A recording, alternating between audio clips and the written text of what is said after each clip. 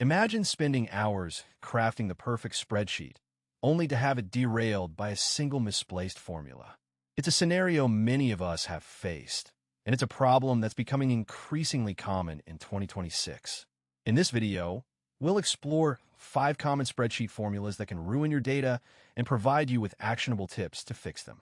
The average formula is a staple in many spreadsheets, but it can also be a source of frustration.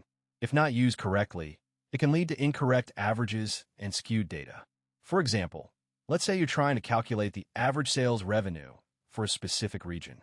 If you apply the average formula without properly filtering the data, you might end up with an average that's inflated or deflated by incorrect values.